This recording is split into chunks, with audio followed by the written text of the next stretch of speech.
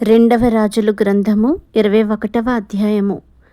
మనష్షే ఏలనారంభించినప్పుడు 12 ఏండ్ల వాడై యెరూషలేములో 55 సంవత్సరములు ఏలెను. అతని తల్లి పేరు హెప్సిబా. అతడు యెహోవా దృష్టికి చెడుతనము జరిగించుచు ఇశ్రాయేలీయుల ఎదుట నిలువకుండా యెహోవా వెళ్ళగొట్టిన జనములు చేసినట్లు హేయక్రియలు చేయుచూ వచ్చెను. తన తండ్రి అయిన హిజ్కియా పడగొట్టిన ఉన్నత స్థలములను అతడు తిరిగి కట్టించి బయలుదేవతకు బలిపీఠములను కట్టించి ఇశ్రాయేలు రాజైన ఆహాబు చేసినట్లు దేవతా స్తంభములను చేయించి నక్షత్రములకు మ్రొక్కి వాటిని పూజించుచుండెను. మరియు నా నామము ఉంచుదునని యెహోవా సెలవిచ్చిన యెరూషలేములో అతడు యెహోవా మందిరమందు బలిపీఠములను కట్టించెను. మరియు యెహోవా మందిరమునకున్న 2 సాలలలో ఆకాశ సమూహములకు అతడు బలిపీఠములను కట్టించెను.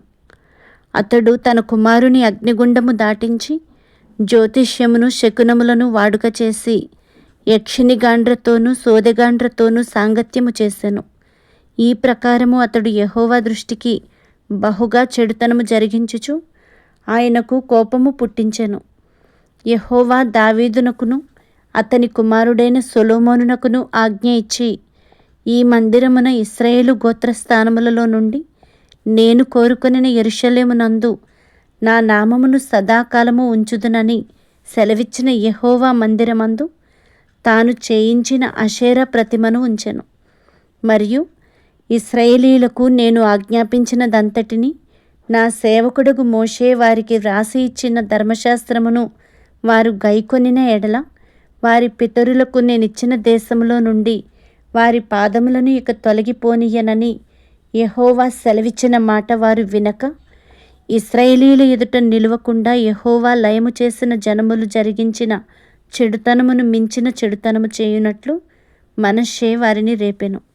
కాగా యెహోవా తన సేవకులైన ప్రవక్తల ద్వారా ఈలాగు సెలవిచ్చెను. యూదారాజైన మనష్షే ఈ హేయమైన కార్యములను చేసి తనకు ముందున్న అమోరీయులను మించిన చెడునడత కనపరచి తాను పెట్టుకొనిన విగ్రహముల వలన యూదావారు పాపము చేయుటకు కారకుడాయెను.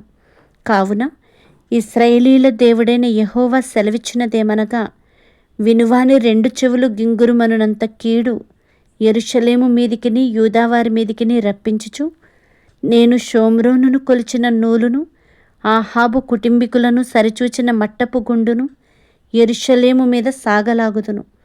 ఒకడు పళ్ళెమును తుడుచునప్పుడు దాని బోర్లించి తుడుచునట్లు నేను యెరూషలేమును తుడిచివేసెదను.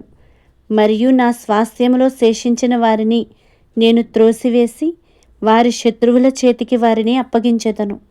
వారు తమ పితరులు ఐగుప్తు దేశములో నుండి వచ్చిన నాట నుండి నేటి వరకు నా దృష్టికి కీడు చేసి నాకు కోపము పుట్టించుచున్నారు గనుక వారు తమ శత్రువులందరి చేత దోచబడి నష్టము నొందుదురు. మరియు మనష్షే యెహోవా దృష్టికి చెడు నడత నడిచి యూదా వారిని పాపములో దింపినది గాక యెరూషలేమును ఈ కొన నుండి ఆ కొన వరకు రక్తముతో నిండునట్లు నిరపరాధుల రక్తమును బహుగా ఒలికించెను. మనష్షే చేసిన ఇతర కార్యములను గూర్చియు అతడు చేసిన దానినంతటిని గూర్చియు అతడు చేసిన దోషమును గూర్చియు యూదారాజుల వృత్తాంతముల గ్రంథమందు వ్రాయబడి ఉన్నది. మనష్షే తన పితరులతో కూడా నిద్రించి ఉజ్జా యొక్క తోటలో తన నగరు దగ్గర సమాధి చేయబడెను. అతని కుమారుడైన ఆమోను అతనికి మారుగా రాజాయెను. ఆమోను ఏలనారంభించినప్పుడు 22 ఏండ్ల వాడై యెరూషలేమునందు 2 సంవత్సరములు ఏలెను. అతని తల్లి యొట్బయూరి వాడగు హారూసు కుమార్తె అయిన మెషుల్లెమెతు. అతడు తన తండ్రి అయిన మనష్షే నడిచినట్లు యెహోవా దృష్టికి చెడు నడత నడిచెను.